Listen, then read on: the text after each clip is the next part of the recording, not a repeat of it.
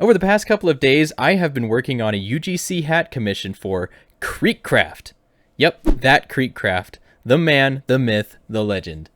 He and I did a Discord call, and we decided to bring you an animatronic version of KreekCraft's face. So without further ado, let's get into it.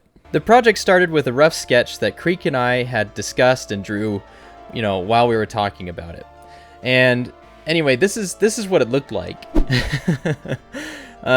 Basically, I was going for something kind of resembling one of those old, like ventriloquist dummies. Just kind of the creepy, that kind of a vibe. It's also my understanding that KreekCraft has been playing a lot of like FNAF games. I've never actually played it personally, but I've seen it posted around on Twitter because that's kind of where I've been hanging out most of the time. I've been playing Roblox, is in the Twitter community, and so going forward, I just kind of wanted to capture that that rundown Chuck E. Cheese kind of grungy, looks like it needs some oil kind of an appearance on this thing. So yeah, I stuck metal inside of it, inside the eye sockets, and the original plan was to put like a hood over the Roblox character's head on the inside, but that ended up putting the polygon count way over budget.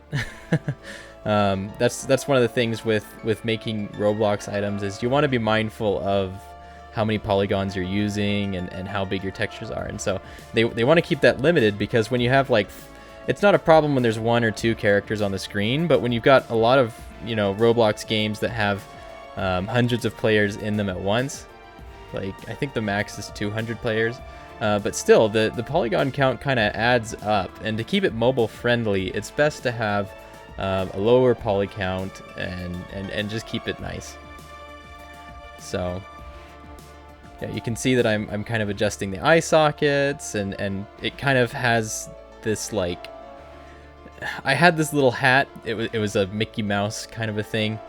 Obviously this hat is KreekCraft, but this kind of gave a theme park feel to this creation. We also wanted to keep it kind of grungy still, and so it was actually KreekCraft's idea to stick a split in it or something and have it held together by either like stitching or staples. And so I decided to go with some staples, and that they look pretty nice. But yeah, it's a really neat hat. It's probably one of my favorite ones, but I am kind of biased when it comes to these hats because it's like each hat I get better and better making, and so it's really hard to pick which one is actually my favorite one. So I end up just saying that the latest one is my favorite one, and it's true. It's because I put it's a culmination of all the things that I've been learning. So anyway, you should show your support to KreekCraft and myself by picking up one of these bad boys in the Roblox catalog.